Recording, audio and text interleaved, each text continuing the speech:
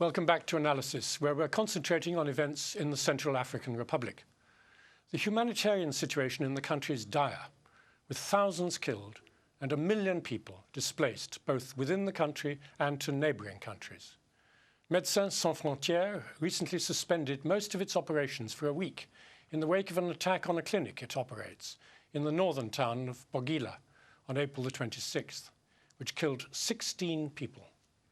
The organisation has reported that it suffered more than 100 attacks in the past year alone and believes that the interim government is not doing enough to condemn these attacks and provide adequate protection for relief staff. Here's the General Director of MSF Netherlands, Arjen Heijenkamp, explaining why MSF took the action it did.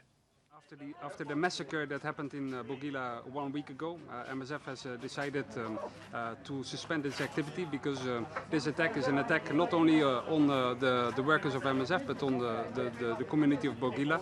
And this is not an isolated attack. It happens everywhere in the country, and at some point MSF will have to take a strong position and defend its space to work for the population of MSF, for the population of Central African Republic. And this is what we're doing today. We're sending a very strong signal to those who have responsibility for the armed groups and for those who have responsibility in the country to avoid these attacks in the future. Meanwhile, the United Nations World Food Programme reports that due to the perilous security situation and convoys are being impeded from delivering much-needed help beyond Bangui. Anyway, joining us in the studio is Ute Theobald, Emergency Programme Manager with Muslim Aid, who returned just 2 days ago from the Central African Republic. And on the line on Skype is Tarek Bawab, humanitarian advisor with MSF, Médecins Sans Frontières. Welcome, Ute and Tarek. Tarek, let me start with you. Why have you really suspended this operation in the north, and do you think you might have to suspend your entire operation?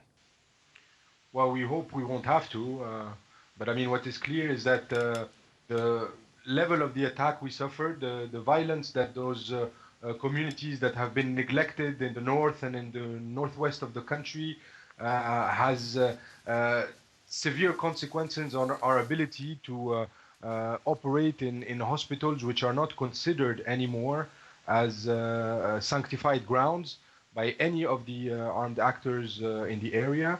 And the government itself has not reacted to the incident in Bogila, and therefore we were left in a situation where we felt all the stakeholders that would have an interest in ensuring that much needed aid and medical assistance is offered to those communities in North and Northwest CAR that have been in crisis for the better part of the last year would receive it in an adequately secure setting. As long as those conditions are not met, we will not be able to continue delivering our much needed assistance. And we are currently reviewing our operations across the country. Now, I mean, this attack took place in Bogila. I mean, is that the place where most of the attacks have happened, or are they happening against your facilities all over the place? Well, attacks have been ongoing and on the rise since more than a year now, and notwithstanding our repeated alarm calls across the board since last year. You might remember even an open letter that MSF wrote in last December to engage the global humanitarian system to do more in CAR. We have been left to fend off a little bit on ourselves in most of the areas where we have faced serious security incidents. Bogila is one of those areas in the country that has seemingly been neglected, and that whose population has not been put in conditions under which they can safely lead their lives and access much needed medical and otherwise assistance to be able to sustain them at a time of crisis. So Bogila is just an example of the type of situation that one can face in the Central African Republic.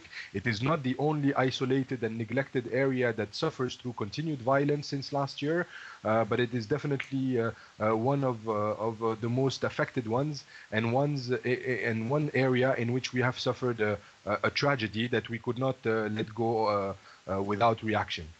Well, Ute Theobald, you just came back from Bangui 2 days ago. I mean, can you tell us what's happening to the other aid organizations, and particularly your Muslim Aid is obviously a faith-based organization. Can you operate now that Muslims are really sort of sheltering from violence almost everywhere in the country? I mean, to be very honest, currently there is no Muslim international NGO there which is faith-based on the Muslim side. So that's a real issue. That's actually why we decided to go as a UK interfaith delegation that is together with 3 other NGOs, that is CARFOD, Islamic Relief and Muslim Charity Forum, to explore the situation, what we can do as Muslim aid and also other Muslim aid organizations, and to support the situation. We need to be very careful because that we are not doing more harm, because we need to make sure we're serving both communities, Christians and Muslim. And we also need to understand that this is not a religious conflict. It has more to do with lack of governance, it has to do with poverty, it has to do with the North has been for a very long time severely neglected. And if you look at the situation, people are just traumatized, really. There is a very deep mistrust between the Muslim community and the Christian community. And we are trying to explore what we can do. So we have met with different people while we were in Central African Republic. We met with MPs, we met with the ministry, we met with civil society. And we also visited 2 IDP camps. One IDP camps, the Central Mosque, which are mostly Muslims, and then also a Christian IDP camp. There is really a severe need for psychosocial support and also for emergency aid like food, NFI, shelter, protection. People are really desperate. And yeah, we are trying to explore what we can do as INGOs, as faith-based INGOs, to support the situation. And what do you think you can do? What are your conclusions? Okay, our conclusion is, since there is currently no Muslim aid, no Muslim NGO in the country, we were discussing amongst us that we would like to work on a kind of interfaith collaboration, because we believe it's very important that Christian NGOs and Muslim NGOs are working together to support social cohesion. I mean, the religious leaders have also a very important role to play, and I think they are doing also a very good job. So in the end, we will try and do something, but we also need to raise more funds currently, because the situation is also taken over a bit by the Ukraine, and there is really a need for more fundraising and, you know, for more funds, because even if you ask the UN, there is a serious lack of funding. Well, let me come back to you, Tarak. I mean, MSF is obviously not a faith-based organization. Are you able to operate in both Muslim communities and Christian communities equally? Yeah, I think it's important to make the point that the conflict in the Central African Republic affects all the people there. And obviously it has taken a turn, a confessional turn through last year in the summer, but we are able to respond to needs to people across the country, including in sometimes enclaves, be it of specifically Christian populations or specifically Muslim or Arab-speaking populations, as they are often referred to inside CAR. But let's be clear that this conflict and the sustained degradation of the situation in the country since March 2013 affects everyone and should not be looked at in confessional terms, because as your other guest has suggested, and rightfully so, most of the reasons behind the violence are not found in religion, but in a myriad of other reasons. Kasim, what's your impression? I mean, are the interfaith leaders really speaking out and making a difference in trying to prevent this religious hatred? I don't think they've made enough noise yet. But I think from the Mufti in Central African Republic as well as the Archbishop, they've taken a particular stance. They've come in to sort of make a statement. They were in London some time back at number 10 Downing Street to sort of say, we are coming up with a joint effort. Within the country itself, when you hear many Muslims fleeing, what we have not been mentioning a lot of times is the fact that many Muslims have actually taken shelter around churches. Many of those who are still safe have actually been hosted by churches. There's a particular church where people actually are hosted inside the church. On Sunday, they have to get out with their staff, let people pray, and then once the Sunday service is over, they bring back their staff inside. So that's one thing that has to be recognized, that where you are talking about the religious element to this, there have been some positive signs, and I think it would be good to build upon these particular positive signs and create a bigger picture. But I think there's a lot of sensitization that needs to go in. There's a lot of support that needs to be seen. Personally, I was kind of shocked when I got there, because since it was being painted as a Muslim-Christian sort of conflict, there were organizations like CAFOD, which is Catholic, and it was doing a lot of work there, supporting not only Muslim Christians, but also Muslims. But there was no Muslim organization. So for me, that was the sort of the first thing that came to mind. And I was thinking, wouldn't this be the opportunity then to sort of come and help? But a lot of stuff has been destroyed. Many schools, many health centers, there's hardly anything. It is sort of starting from scratch. And I think that creates a particular problem. James, let me bring you in. What about the media? I mean, in the Rwanda massacre, of course, there was a terrible role was played by local radio, which is inciting people to go out on pogroms and murders and massacres and so on. I mean, is the media in Central African Republic a little bit better in that sense? Well, it's definitely not been as extreme as that was. I mean, there have been all the way through since the Libreville Accords, before with Bouazizi didn't leave power but brought the Seleka alliance into his ruling, into a transitional government. There have been quite incendiary editorials written, and there have been a lot of kind of negative press that does play on it. But I don't think that like Rwanda, it was one of the kind of large drivers of this. I think a lot more of this has been at the lower level. A lot more has been due to kind of subjective interpretation of violence done to you and your family around you. Revenge. So if, for example, after Jotodia and the Seleka rebels took power, he wasn't able to pay them off, which is what he promised them. He brought together this coalition, this alliance, and also had some mercenaries. And he basically said, when we get into power, I'll have the treasury and I'll be able to give you money. And he got there and there wasn't any money, so he couldn't pay them off. So a lot of the Seleka rebels then went off and tried to get their own money, and they took that more from the non-Muslim population than the Muslim population. So the non-Muslim population started to interpret that as them being attacked because they weren't Muslim, and that's how the cycle of revenge attacks happened. I think it's more that rather than a kind of centrally directed a media under direction of one powerful grouping, as it more was in Rwanda. But Uta, let me come back to you, if I may. I mean, what are the main issues now for aid to try and get more aid into where it's needed? Okay, I would say, first of all, access is always an issue. For example, in total, you have 2.6 million affected people currently in the country, and you have 600,000 displaced people within Central African Republic. The north is very deprived. People are really escaping to the bush, where they are trying to survive. And you have also, as MSF already said, the northwest, where there's a lot of tension. So I just think security and protection really plays a vital role here, to be able to get more access and for NGOs. And definitely in terms of security, more needs to be done.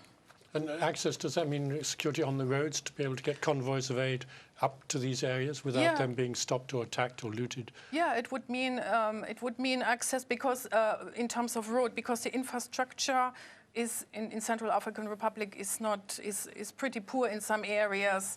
Then in other areas there's quite a lot of tension. So people are being evacuated, people are packing their things, they are transported to other areas, and I just think this is actually really an important issue which needs to be raised. Is if you start dividing communities, it will be very hard to get a united country again.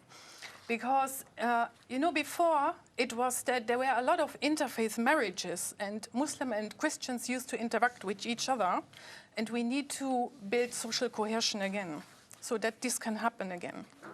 Well, Tarek, what do you see as the main priorities now in trying to increase the amount of aid going in? Well, I think there has to be a realization that the mandates that were undertaken by parts of the international community in early December with the UN Security Resolution, which called for the protection of civilians in the Central African Republic, as well as the facilitation of humanitarian aid provision in the country. Those objectives have obviously not been achieved yet, and there is clearly a need for a refocus and some priorities to be set forth for those stakeholders that are looking at the situation in CAR and are hoping to facilitate the provision of humanitarian assistance, which is much needed. As your other guest said, the numbers are staggering in terms of displacement and in terms of people that have had to flee their homes. In order for humanitarian aid to be more forthcoming, obviously the conditions in country have to get better, and without I don't think that we need specifically additional people to put together law and order, but what is certain is that all the authorities concerned, including the transitional government, including the armed groups and the international forces in country, have to take on their responsibilities, each in their own area, each where they have the ability to control what's happening in order to protect civilians from the continued violence they have been facing for more than 1 year, and in order to facilitate the work of humanitarians and not making aid provision a deadly possibility for tens and hundreds of aid workers present in country at this juncture. Now, the EU, I think, has said that it's going to step up its aid in September, but that's still 3 or 4 months away. I mean, is that good enough?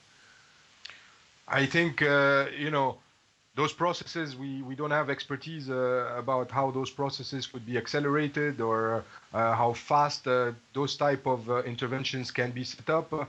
I would send you back to an editorial that came out in the New York Times a couple of days ago saying that something has to be done urgently about the Central African Republic. And if that noise has reached New York, I would hope that it will reach other capitals as well, in Geneva, in Brussels, the aid workers, the UN, the government of CAR, obviously, even if it is a transition one, and those armed groups that control parts of the territory to do all the necessary now, not wait another few weeks, another few months, but do everything they can now to avoid a worse tragedy for the people of Central African Republic and for those aid workers that are trying to help them at this dire need of assistance.